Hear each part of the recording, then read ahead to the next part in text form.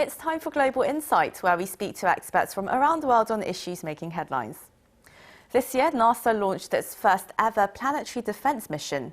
The Double Asteroid Redirection Test, or DART, was launched on a Space X Falcon 9 rocket in November, with the aim of smashing into a near-Earth asteroid at 15,000 miles per hour. The spacecraft will attempt to knock the asteroid off the course of a potential collision with Earth. And of course, planetary defense is not something we often think about, but it is vital to one day saving the world from dangerous asteroids, comets, or any other objects from space headed towards our planet. And today we speak with Dr. Andrew Rivkin at the Johns Hopkins University Applied Physics Laboratory, who was the who led the co-investigation team for NASA's Double Asteroid Redirection Test mission. A very warm welcome to you, Dr. Rivkin. And well, first of all, thank you so much for joining us today. It's lovely to see you. Thanks for having me. It's lovely to be here. And well, we're very excited to talk about the DART mission that was launched last month. But first of all, just to build some context for our viewers and also myself. Physicist Stephen Hawking, he deems an asteroid collision to be the biggest threat to planet Earth. Would you agree with that, first of all? And how significant is the threat to humanity compared to the dangers that we usually hear about more often in the news, such as climate change? Asteroid impacts have already really affected the evolution of life on Earth. If not for an asteroid impact, then I might be a dinosaur talking to another dinosaur on TV. So, clearly it's had a big effect on humanity already. Impacts will happen, large impacts will happen.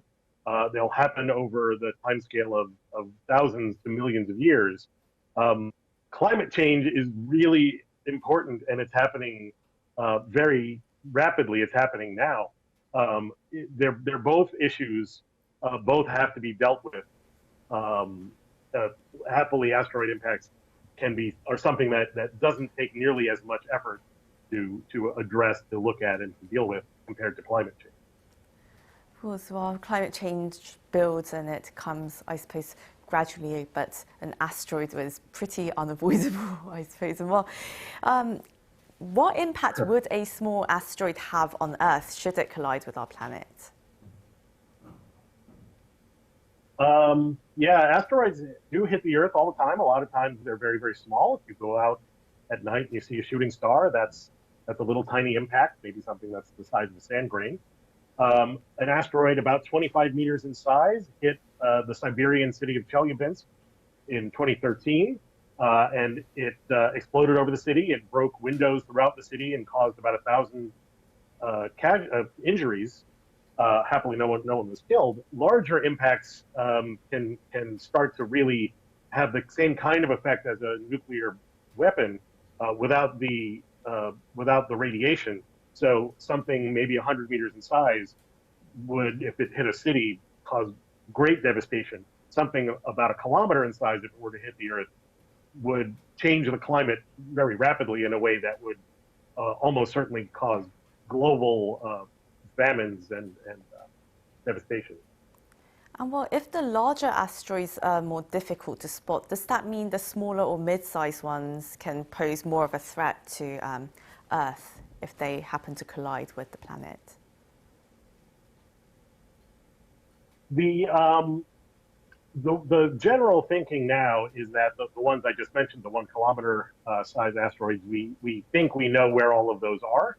We know that there are none that pose any sort of threat in the next 100 years or more.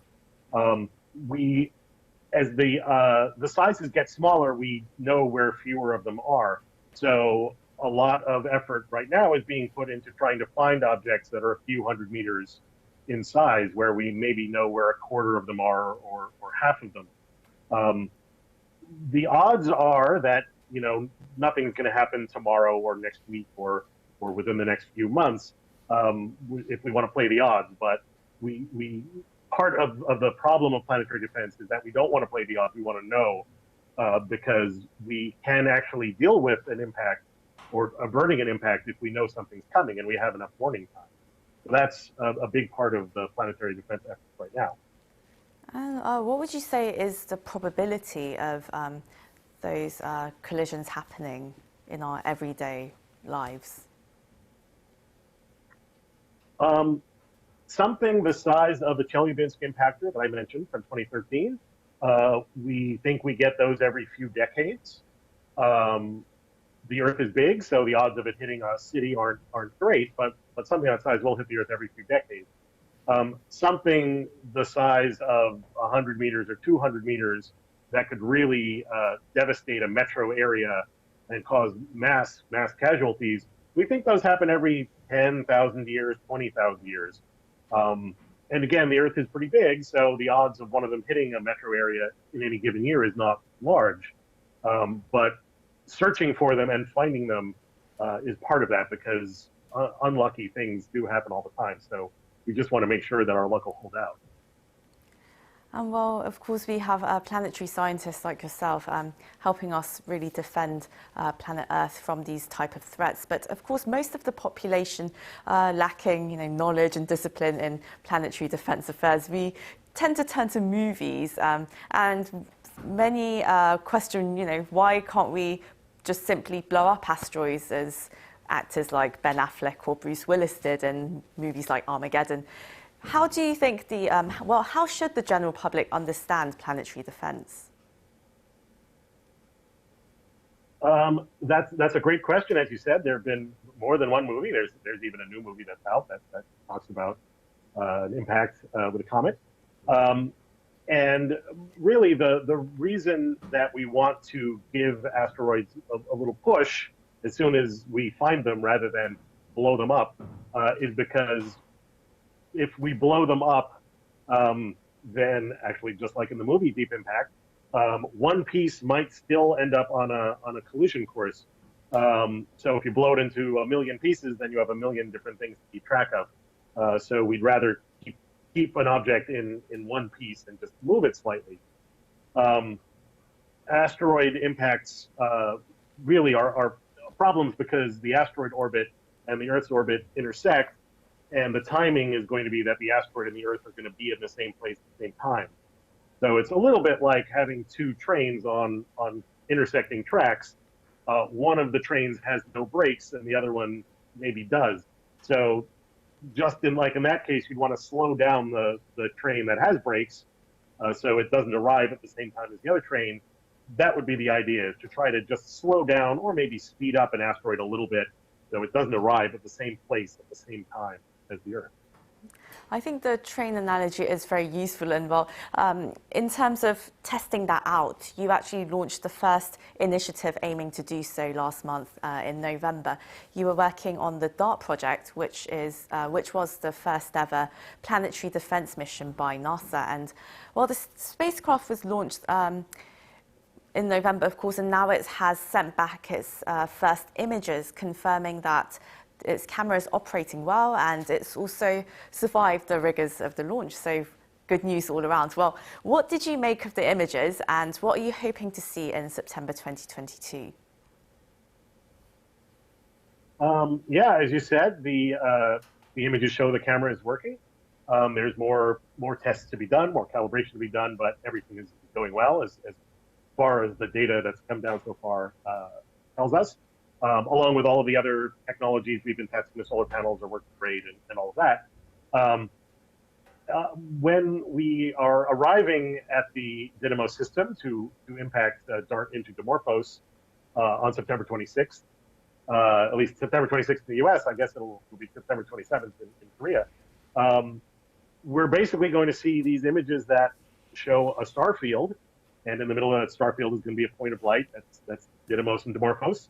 As we get closer, it's going to get brighter and brighter and brighter, but it's still going to be a point of light. And it's not going to be until the last few minutes that we start to see this point of light become, the two objects, both asteroids with craters and rocks.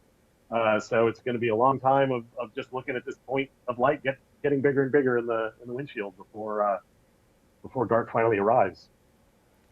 And well, how does DART really work? So from my understanding, it's trying to make this asteroid, trying to knock it off the course that it was going in order to make it avoid a collision with Earth. But is it really as simple as that? I mean, how long was the process of developing and executing this project?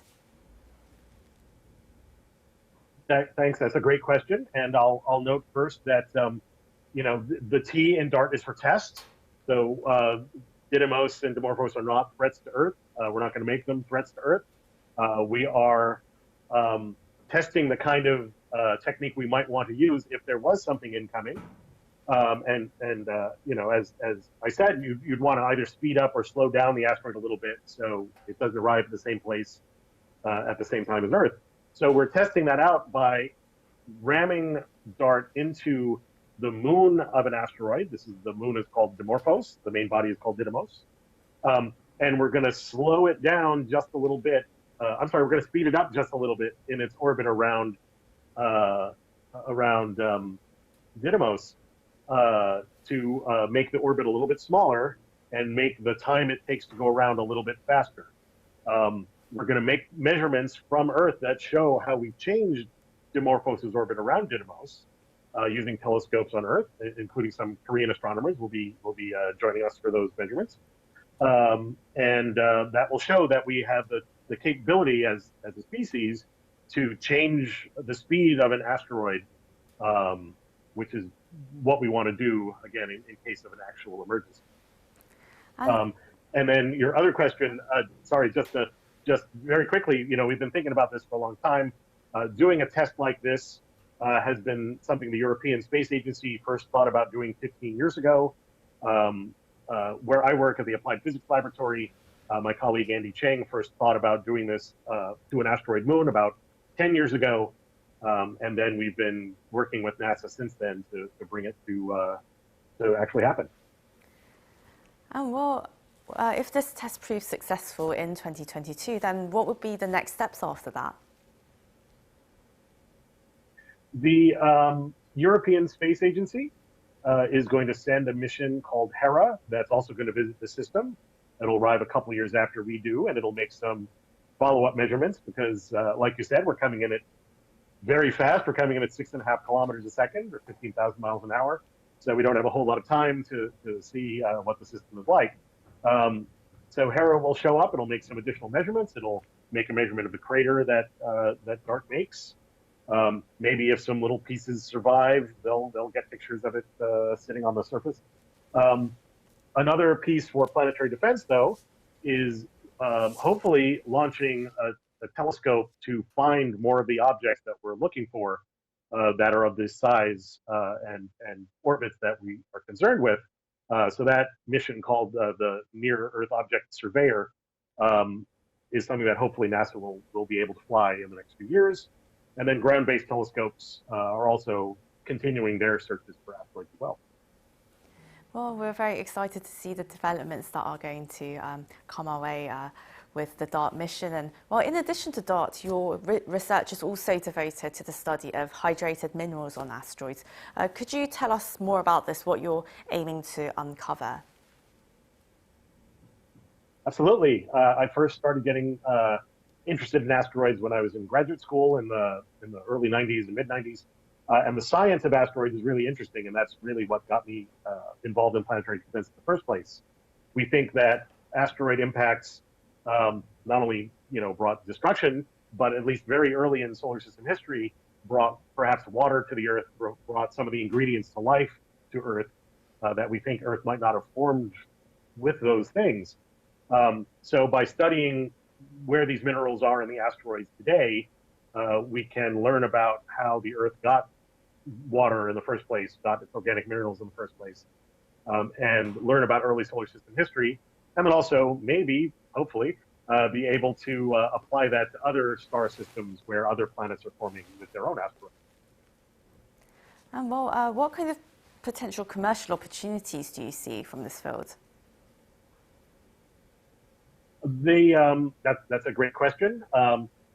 People have thought about mining asteroids, in fact, mining them for hydrated minerals, and that might be one of the first ways that that mining in space, that the Earth's economy could move into space, and then they would use what they mined from those asteroids to refuel satellites in orbit around the Earth. So there were some companies that formed a few years ago. I don't know that any of them are surviving now, but I think another round of companies may take their place, and I think asteroids are very likely to be at the center of the expansion of the Earth's economy into the solar system. Well, in popular films, we see humanity unite to defend the planet against incoming asteroids and also threats by extraterrestrials, of course. But, well, these days we're actually seeing an intensifying space race between nations here on Earth. What are the dangers of space technologies being militarized by nations? That's a great question. There is, of course, treaties at the UN that forbid the militarization of space, and hopefully will work to keep it from happening. There have been tests that various nations have carried out to demonstrate or to test their own, anti-satellite technologies, and the International Space Station has had to deal with some of the results of those. And unfortunately, debris that's in orbit can affect not only military satellites, not only spy satellites, but the collateral damage might harm satellites that are just looking, weather satellites or satellites that are trying to find out if certain areas are going to suffer from drought. So it's certainly very important that we try to keep space from being militarized, and also try to keep the Earth orbit from getting too crowded. There can be even just accidents if there are enough of these small satellites, these CubeSats, in orbit. The odds of collisions go up, and those would also be very bad. So we clearly have to take care to keep everyone on the same page. Right, that was Dr. Andrew Rifkin, planetary scientist at Johns Hopkins University's Applied Physics Laboratory and lead investigator for NASA's Double Asteroid Redirection Test mission. Thank you so much for your time. Thank you. Happy New Year.